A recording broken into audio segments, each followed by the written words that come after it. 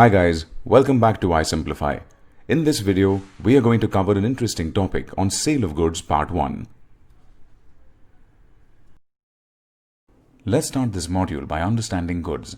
According to section 2, subsection 7, goods are defined as every kind of movable property other than actionable claims and money, and includes stocks and shares, growing crops, grass and things attached to forming part of the land which are agreed to be severed before sale or under the contract of sale. Goods may be of the following types: existing goods, future goods. Existing goods can further be classified as specific and generic or unascertained goods. Under existing goods, specific goods are goods identified and agreed upon at the time of contract of sale is made. Section 2, subsection 14. These goods are already in existence and in some person's possession and ownership. For example, sale of a specific TV set. Generic or ascertained goods are indicated by description and not separately identified. For example, 1 kg of wheat from 100 kg of wheat. Future goods means goods to be manufactured or produced or acquired by the seller after the making of the contract of sale. Section 2, subsection 6. These goods do not exist at the time of entering the contract of sale and come into existence afterwards. Shares and stocks, goodwill, trademarks and patents are goods. Current money is not goods.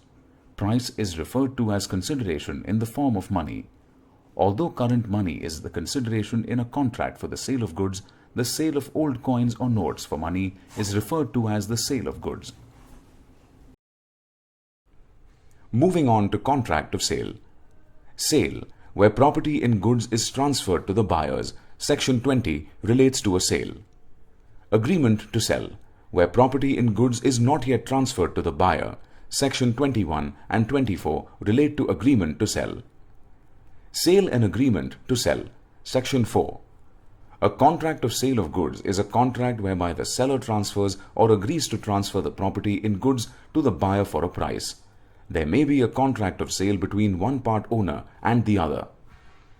Where under a contract of sale, the property in the goods is transferred from the seller to the buyer, the contract is a sale. But where the transfer of property in goods is to take place at a future time or subject to some condition thereafter to be fulfilled, the contract is an agreement to sell.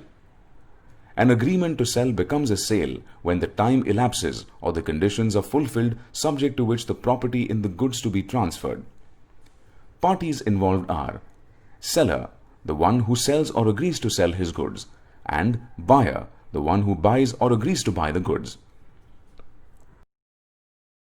Essential elements of a sale are: there must be two parties, there must be an existence of goods, there should be money consideration, there must be a transfer of ownership, there should be an absolute or conditional sale, there is no particular form, and essential elements of contract.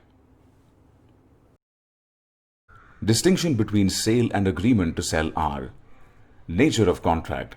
Sale is an executed contract. One of the parties has already performed his part of the contract.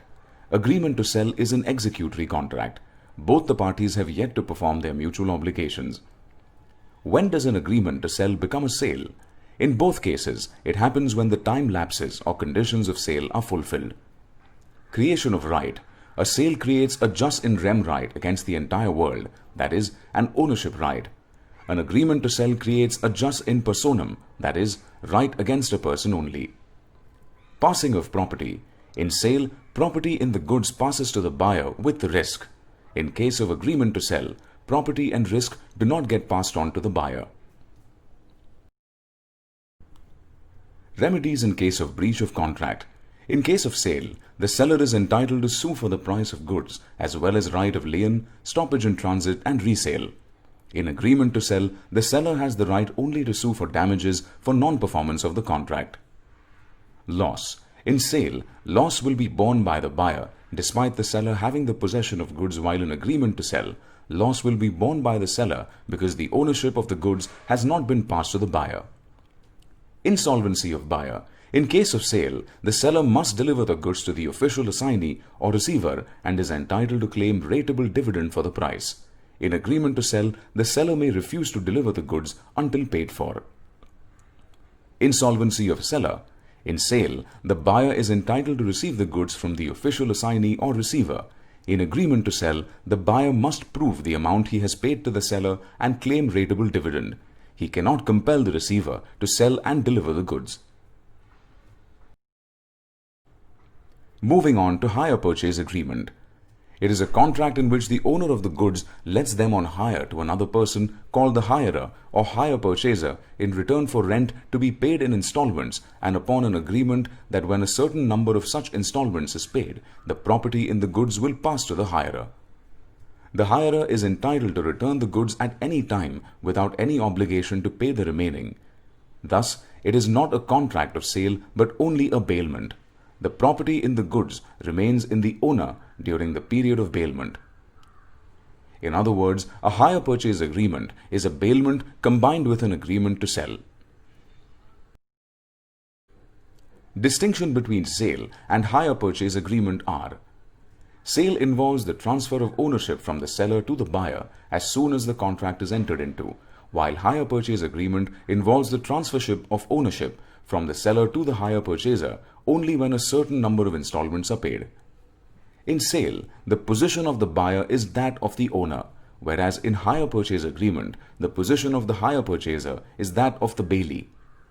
In sale, the buyer cannot terminate the contract and is liable to pay the price of the goods. The hire purchaser can terminate the contract at any stage and cannot be compelled to pay the remaining installments. In case of sale, if the buyer makes the payment in installments, the amount payable by the buyer to the seller is reduced, for the payment made by the buyer is towards the price of the goods. In case of hire purchase agreement, the installments paid by the hire purchaser are considered as hire charges and not as payments towards the price of the goods until the option to purchase the goods is exercised.